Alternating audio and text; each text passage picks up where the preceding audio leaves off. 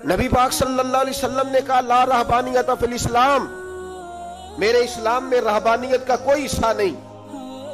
ایک آدمی جا کے صرف مسجد میں بیٹھ جائے، حقوق سارے چھوڑ دے، بال بچوں کو بھول جائے، اسلام اس کی حوصلہ افزائی نہیں کرتا، حوصلہ شکنی کرتا ہے۔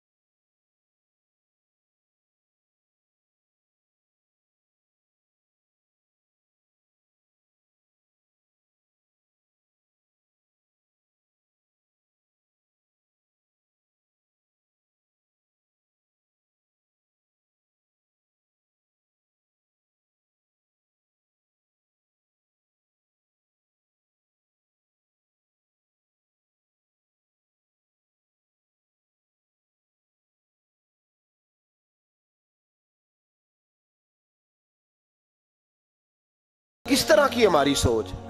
اگر کوئی شخص خیر کا کام کر رہا ہے تو بچائے اس کی حوصلہ، کہتے ہیں فارغ ہے، بچوں کی شادی ہو گئی، بچے کام کاج کرتے ہیں اس لیے بیٹھتے ہیں۔ تو میں نے کہا آپ نے جو پہاڑ اٹھایا وہ بھی ذرا دکھائیں۔ روٹی آپ بچوں کو دیتے ہیں کہ اللہ دیتا ہے؟ ان کی پرورش کی ذمہ داری آپ کی ہے یا رب کریم کی ہے؟ تو 2 گھڑیاں محنت کرنے کا مطلب یہ ہے کہ تم نے پہاڑ اٹھایا ہوا ہے سر پہ؟ تو اس طرح کے فلسفہ ہم بیان کرتے ہیں۔ افسوس یہ ہوتا ہے کہ رمضان المبارک، اس میں بھی وہی سیاستیں، وہی خوش گپیاں۔ میں تو دعا مانگتا رہتا ہوں کہ اللہ روزوں میں کوئی الیکشن نہ آئے، آپ بھی آمین کہہ دیں، ورنہ وہی مصیبتیں، وہی جھوٹ سچ، وہی دروازوں پہ، وہی خدا کا واسطہ بس کر دو، رمضان شریف ہے، ٹھہر جاؤ ذرا، کیا ہو گیا ہے؟ میرے نبی پاک صلی اللہ علیہ وسلم نے فرمایا 11 مہینے جنت سجائی جاتی ہے اور پھر رمضان میں اللہ اپنے بندوں کے لیے جنت کے دروازے کھول دیتا ہے۔ 1 گھنٹہ پہلے صفائی کرتے ہیں مہمان نے آنا ہو تو، 1 گھنٹہ، ورنہ بچے دوبارہ سے پھر چیزیں بکھیر دیں گے۔ 1 گھنٹہ پہلے صفائی ہوتی ہے، لمبی نہیں، لیکن میرے نبی پاک نے فرمایا رمضان کے لیے رب کریم 11 مہینے جنت کو سجاتا ہے۔ چھوٹی بات ہے، روزے آ گئے، معمولی حیثیت ہے۔ ہم لوگ انہی معاملات میں، میں منع کرتا ہوں، ہمیشہ منع کرتا ہوں، آپ کو ہر سال منع کرتا ہوں، میں پابندی سے 1-2 اخبار ڈیلی دیکھتا ہوں۔ میرا ناشتہ نہیں ہوتا جب تک اخبار نہ ہو، چونکہ بزرگوں کا فتویٰ ہے جمعے کا خطبہ وہ دے جو عالمی حالات سے باخبر ہو۔ ہم کوئی رسمی تقریر نہیں کرتے کہ لوگوں کو کہیں کہ روزے آ گئے ہیں تو کون سا مہینہ چل رہا ہے تو مہینے کے حساب سے خطاب ہو۔ رسول اللہ صلی اللہ تعالی علیہ وسلم کی امت کے جو ذمہ دار اور پہرے دار ہوتے ہیں انہیں امت کی پہرے داری کرنی ہوتی ہے، اس لیے وہ یہ نہیں دیکھیں گے کہ کون سا موضوع چل رہا ہے اس پر میں نے 1 گھنٹہ گزارنا ہے، ترجیحات پر بات ہوگی۔ بات یہ عرض کر رہا تھا کہ میں رمضان شریف میں اخبار نہیں دیکھتا۔ میری اپیل ہے آپ سے کہ آپ رمضان شریف میں نہ رمضان ٹرانسمیشن بھی نہ دیکھیں، ٹی وی پہ خبریں بھی نہ سنیں۔ سارا سال سنیے خبریں، ہماری خبریں سننے سے ملک میں کیا انقلاب آ گیا ہے؟ یا وہ جو ہم نے چوک میں کھڑے ہو کے تجزیہ کیا تھا اس سے کتنے لوگ سنور گئے؟ چھوڑیں، جتنا وقت ملے وہ آ کے مسجد میں بیٹھیں، اللہ کے گھر میں وقت گزاریں، ٹائم دیں۔ عبادت آپ کو زندہ کرے گی، روحانیت پیدا کرے گی، توانائی آئے گی، خوبصورتی آئے گی آپ کے اندر، آپ زندہ رہیں گے۔ دنیا داری دلوں کو مردہ کرتی ہے، قرآن کی تلاوت، اللہ کا ذکر، مسجد کی حاضری روح اور دل کو زندہ کر دیا کرتا ہے۔ مسجد میں بیٹھیں, وقت دیں, مہربانی کریں. اور یہ بھی آج میں بڑی ذمہ داری سے عرض کر رہا ہوں, اگر آپ کبھی زندگی میں مجھے بھی دیکھیں نا ٹی وی میں کسی عورت کے ساتھ میں کسی پروگرام پہ بیٹھا ہوں, تو آپ بالکل لحاظ نہ کریں, آپ بالکل وہ چینل بند کر دیں, ہمیں ضرورت ہی نہیں. میرے لیے کوئی مفتی دلیل نہیں ہے کہ عورت کے ساتھ بیٹھا ہے پروگرام میں. میں نے تو وہ والا قرآن پڑھا جس میں اللہ کریم نے کہا عورتیں آ جائیں تو مرد نظریں نیچی کر لیں. ہم نے تو وہ والا قرآن پڑھا جس میں حکم ہے کہ مرد آئے تو عورت اپنی نظر نیچی کر لے. تو جہاں علامہ صاحب کے سامنے لڑکی بیٹھی ہے ٹی وی میں انٹرویو لے رہی ہے, وہاں نظریں نیچی ہوتی ہیں؟ کہاں سے فتویٰ آیا؟ حضرت جنید بغدادی تو فرمایا کرتے تھے کہ حسن بصری پڑھانے والا ہو, رابعہ بصری پڑھنے والی ہو, تو پھر بھی ان کو بغیر پردے کے پڑھنے پڑھانے کی اجازت نہیں ہے. بات ختم ہو گئی. میں کل, مجھے سرکاری یونیورسٹی ہے جامعہ کوٹلی کشمیر کی, انہوں نے مجھے دعوت دی کہ آپ کو لیکچر دینا ہے سائنس, تقوی اور رمضان. تو اسٹوڈنٹس ہوں گے, کچھ پروفیسر ہوں گے. تو میں نے کہا کہ اتنے بڑی جگہ آپ نے مجھے بلا لیا, یونیورسٹی لیول کے طلباء تو بڑے آگے جا چکے ہوتے ہیں, چلیں خیر. میں وہاں حاضر ہوا. جب میں پہنچا تو ایک پروفیسر صاحب مجھ سے کہنے لگے کہ لڑکیاں بھی ہیں. تو میں نے کہا کہ ٹائم دیتے وقت آپ سے گزارش کی گئی تھی کہ لڑکیاں نہیں ہونی چاہیے. تو وہ ایک جملہ بولنے ہی لگے تھے, تو میں نے ان سے کہا کہ آپ مجھے دکھیاں نوس مولوی سمجھ لیں, میں پرانے خیالات کا ہوں, آپ مجھے پرانا سمجھ لیں. اس لیے کہ میرے حضرت صاحب فرمایا کرتے تھے ہر چیز نہیں لے لینا, دین نہ نیا لینا. وہ 1400 سال پرانا ہی ہمیں ٹھیک ہے, ہمیں نیا دین نہیں چاہیے. کہنے لگے جی وہ بچیاں تھوڑی پیچھے بیٹھ جائیں گی. میں نے کہا آپ درمیان میں پردہ لگا لیں, میں انہیں نہ دیکھوں وہ مجھے نہ دیکھیں. ٹھیک ہے, بات سنیں, ختم ہو گئی. لیکن اگر وہ سامنے بیٹھیں گی تو ہم نہیں بات کریں گے. تو وہ چونکہ پی ایچ ڈی لیول کے لوگ ہوتے ہیں, زیادہ پڑھے ہوتے ہیں, دلائل دینے کی کوشش کی. تو میں نے کہا میں دلیل نہیں سنتا, میں سنتا ہوں یا اللہ کا قرآن یا مصطفیٰ کا فرمان. تو آپ مہربان. لیکن انہوں نے ضد نہیں کی, بڑے اچھے لوگ تھے. انہوں نے کہا جی ٹھیک ہے لڑکیاں نہیں بیٹھیں گی. میرا عرض کرنے کا مقصد یہ ہے کہ کیا فرق پڑتا ہے ہمیں. بہت سارے ذرائع ہیں عورتوں تک پیغام پہنچانے کے, پیغام پہنچ جاتا ہے, کوئی عرض نہیں. آپ باپ پردہ بندوبست کریں. ہمارے رمضان کے فجروں کے درس میں ہزاروں کی تعداد میں عورتیں آتی ہیں, ان کے لیے باپردہ بیٹھنے کا بندوبست ہے. لیکن کچھ ضروری ہے کہ ٹی وی پہ ایک عورت بن سور کے سامنے بیٹھے اور آپ اس کے سوالوں کے جواب دیں؟ ہمارے لیے نہ کوئی مفتی دلیل ہے, نہ کوئی شیخ الحدیث دلیل ہے, اس طرح کا کوئی مفکر محقق ہمارے لیے دلیل نہیں. ہمارے لیے دلیل رسول اللہ کی ذات ہے صلی اللہ تعالی علیہ. ختم ہو گئی بات. اس لیے کوئی ایسی ٹرانسمیشن نہ دیکھو, کسی طرف توجہ نہ کرو. یار 30 تو روزے ہیں, وہ بھی کئی دفعہ 29 ہو جاتے ہیں. اللہ کہہ رہا ہے ایام معدودات, ایک گنتی کے دن ہے. اور میرے بھائی کیا مصیبت ہے, میرا وقت نہیں گزر رہا. آپ یقین کریں اللہ جانتا ہے, ہم تو رمضان کو زنجیریں ڈالتے ہیں, یہ کام بھی رہ جاتا ہے رمضان گزر جاتا ہے, یہ بھی رہ جاتا ہے رمضان گزر جاتا ہے, یہ بھی نہیں ہو پاتا رمضان. پتہ نہیں کس وقت روزے آتے ہیں, کب نکل جاتے ہیں. کہتے ہیں میرا وقت نہیں گزرتا تو میں ٹی وی دیکھتا ہوں. قرآن سارا پڑھ لیا ہے, حدیثوں کا مطالعہ ہو گیا, اپنی آخرت کے لیے نفل سارے پڑھ لیے, تسبیحات ساری ہو گئی. جو اب ٹائم نہیں گزرتا تھا تو ٹی وی پہ جا بیٹھے. کدھر چلے گئے ہم؟ علامہ اسماعیل حقی نے حدیث لکھی, حضرت عائشہ صدیقہ رضی اللہ تعالیٰ عنہ فرماتی ہیں, تفسیر روح البیان میں موجود ہے. کہتی ہیں ایک دن حضور اچانک میرے ساتھ آرام فرماتے, بستر سے اٹھے نکل گئے. ہمیشہ نبی پاک علیہ السلام کا طریقہ مبارکہ تھا, جب رات کو تہجد کے لیے اٹھتے تو کہتے ابو بکر کی بیٹی حق تیرا ہے, وقت تیرا ہے, پر اگر تو اجازت دے تو میں اپنے اللہ کو راضی کر لوں. آج حضور نے پوچھا ہی نہیں, بستر سے اٹھے چلے گئے. کہتے میں اٹھی, میں نے دائیں بائیں دیکھا, محبوب نظر نہ آئے. حضور کی تامد استعمال شدہ پڑی تھی, وہ تامد میں نے اٹھا کے اوڑھ لی اور میں نکل گئی حضور کو تلاش کرنے. کہتی ہیں جب میں باہر گئی مسجد نبوی شریف کے ساتھ جنت البقیع کی جانب, نبی پاک سجدے میں تھے. کہتی ہے میں گئی, تھوڑی دیر کھڑی ہوئی, حضور نے آہٹ سنی تو پوچھا تو کون ہے؟ میں نے کہا میں عائشہ ہوں. تو محبوب نے فرمایا یہ عائشہ کون ہے؟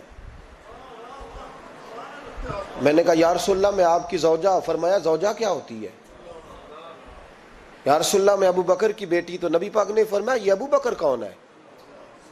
حضرت عائشہ کہتی ہیں میرا کلیجہ پھٹنے کو آیا, میں وہاں سے پریشان حال واپس آئی. جب میں گئی تھی تب بھی ہلکی ہلکی بارش تھی, واپس لوٹی تو پھر بھی ہلکے ہلکے قطرے بارش کے گر رہے تھے. میں آ کے ہامتی کامتی بیٹھ گئی، تھوڑی دیر گزری تو نبی پاک تشریف لے آئے. تو حضور صلی اللہ تعالیٰ علیہ وسلم نے مجھے پریشان دیکھا تو کہا عائشہ کیا ہوا؟ کہا حضور آج وہ ہوا ہے جو کبھی نہیں ہوا. یا رسول اللہ میں پریشان ہو گئی ہوں. حضور عجیب بات ہے، میں گئی ہوں، آپ نے پوچھا کون ہے تو میں نے کہا میں عائشہ. کا عائشہ کون؟ آپ کی زوجہ. فرمایا زوجہ کون؟